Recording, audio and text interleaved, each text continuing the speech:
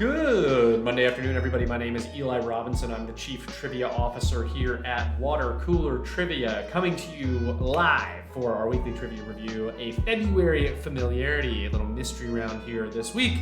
Water Cooler Trivia is a weekly trivia game for you, your friends, your coworkers, your group, your organization to play trivia with each other, to do a little competing, stay close to each other, talk about something other than work or whatever it is that you have to do. And then we show up here on Twitch and YouTube every single week and talk about what happened with this week's game. You can find us online at watercoolertrivia.com, or you can find me online at Chief Trivia Officer. All right, so let's take a look at this week's stats. A really fascinating function.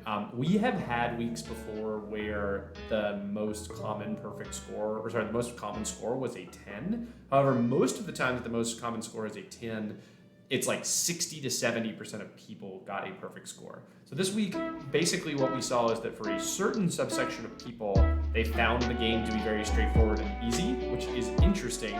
Whereas like a lot of people were like, wait a second, I don't think I get what's going on here. So you do see that stepwise function all the way up from 4 to 10, that like as you go up, everybody got more. But there's still a ton of people out there who are just like, I don't get it, right? We see like 10% of people got a 6, almost 15% of people got a 7, and that makes total sense given ultimately what we were doing.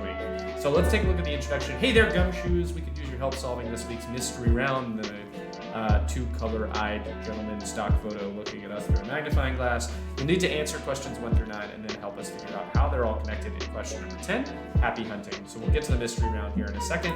But I wanted to talk about one of the questions before we got there. So the question went 1982, 1985, 1990, currently represented by John Tester and Steve Daines. As of February 2023, it was the only state west of the Mississippi River that currently has a U.S. senator from each of the 2 major political parties. So I'll kind of like drag my mouse here. So the Mississippi River is here. It quite importantly, makes up the western border of Wisconsin. But if you look west of the Mississippi River, you only see 2 states that don't have a senator from the same party. The first would be Arizona. That would be because Senator, what's her name? Oh my God, I can't remember her name. Wait a second. Why can't I think of her name? Arizona.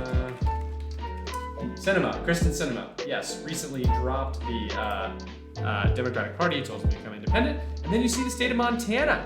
State of Montana up here, most people would believe that Montana would have 2 Republican senators, which would be a pretty good guess, as it's a fairly red state. But Senator John Tester, a farmer from Montana, has represented the Democratic Party for quite some time. If you look east of the Mississippi, you see a couple more. Wisconsin, Ohio, West Virginia, of course, famously Joe Manchin, Democrat. And then you see both Vermont and Maine have an independent senator as well. About 50% of people got this right, but kudos to anybody who kind of think about this. We don't ask too many detailed questions about the U.S. Senate or the U.S. House of Representatives that often.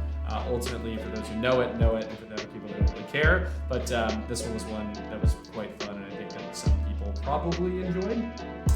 So let's look at the mystery round question. So it says, help us solve the mystery. When you match the answers to questions 1 through 9 with the respective years, you get a list of people who won an individual award during what annual February event? So I brought all of the answers up here. We have Holmes, Brady, Montana, Bradshaw, Rice, White, Scott, Allen, and Howard. These would, of course, be all NFL players. These were people who won the Super Bowl MVP. We thought we basically would cue it by having Brady 5 times, Montana 3 times. We thought that like ultimately people would be able to pick up on that. Some of the ones from the 70s and the 80s aren't necessarily as famous of Super Bowl players, but they ultimately had a little bit easier of questions. About 60-70% of people got this right. I have a feeling there's plenty of you out there that are not sports fans that are like, ugh, a sports mystery round, like this is not fun. Well, it is Super Bowl week, so we thought that we would ultimately do it this way. And don't worry, there's plenty of non-sports questions coming in the days and weeks to come. It's always the category that gets the most groans.